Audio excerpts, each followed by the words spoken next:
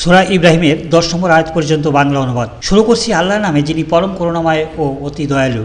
আলিফ লাম এর একটা কিতাব যা তোমার প্রতি অবতীর্ণ করেছি, যাতে তুমি মানুষকে তাদের প্রতিপালকের নির্দেশে অন্ধকার থেকে নিয়ে আসতে পারো আলোর দিকে, মহা পরাক্রমশালী প্রশংসিতের পথে।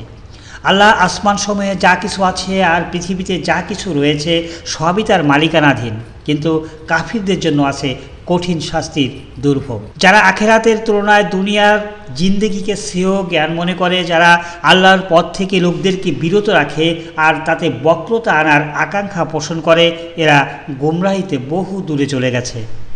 আমি কোনো রাসূলকেই তার জাতির ভাষা ছাড়া পাঠাইনি, যাতে তাদের কাছে স্পষ্টভাবে আমার নির্দেশগুলো বর্ণনা করতে পারে। অতঃপর আল্লাহ যাকে ইচ্ছে পথহারা করেছেন আর যাকে ইচ্ছে সঠিক পথ দেখিয়েছেন, তিনি বড়ই পরাক্রান্ত বিজ্ঞানময়। আর অবশ্যই আমি মূসাকে আমার নির্দেশসমূহ দিয়ে পাঠিয়েছিলাম আর বলেছিলাম, তোমার জাতিকে অন্ধকার থেকে আলোতে বের করে আনো আর তাদেরকে আল্লাহর হুকুমে গঠিত অতীতের ঘটনাবলী দিয়ে উপদেশ দাও।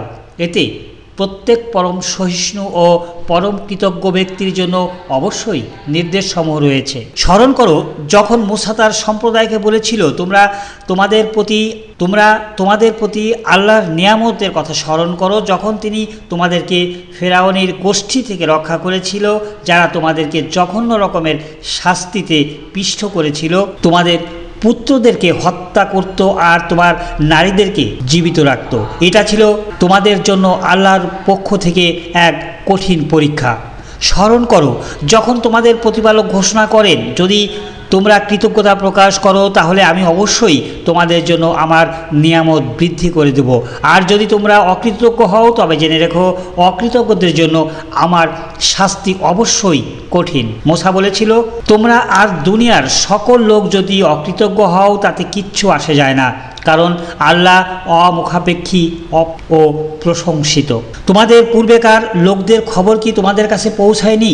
নূহ আর সামুদ সম্প্রদায়ের আর তাদের পরবর্তীদের, তাদের সম্পর্কে আল্লাহ ছাড়া কেউ জানে না।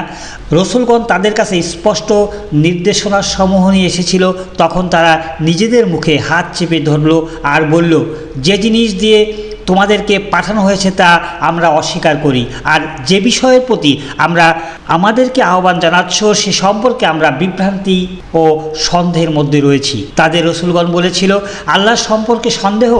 যিনি আসমানসমূহ ও জমিনের সৃষ্টিকর্তা, তিনি তোমাদেরকে ডাকছেন তোমাদের অপরাধ মার্জনা করার জন্য আর একটা নির্দিষ্ট সময় পর্যন্ত তোমাদেরকে অবকাশ দেওয়ার জন্য।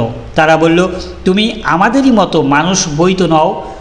আমাদের পূর্বপুরুষেরা যার ইবাদত করত তার থেকে আমাদেরকে তুমি বাধা দিতে চাও, তাহলে তুমি তোমার দাবির সপক্ষে আমাদের কাছে সুস্পষ্ট প্রমাণ উপস্থিত করো। তাদের রাসূলগণ তাদের বলেছিল, যদিও আমরা তোমাদের মতোই মানুষ ব্যতীত নই, কিন্তু আল্লাহ তার বান্দাদের মধ্যে যার উপর ইচ্ছে অনুগ্রহ করেন, আল্লাহর হুকুম ছাড়া তোমাদের কাছে কোনো প্রমাণ উপস্থিত করা আমার পক্ষে সম্ভব নয়। মুমিনদের উচিত আল্লাহর উপর ভরসা করা। আমরা আল্লাহর উপর ভরসা করব না কেন? তিনি তো আমাদের পথ দেখিয়েছেন। তোমরা আমাদেরকে যে ক্লেশই দাও না কেন, আমরা তাতে অবশ্য অধৈর্য হব না। আর ভরসাকারীদের আল্লাহরই উপর ভরসা করা উচিত।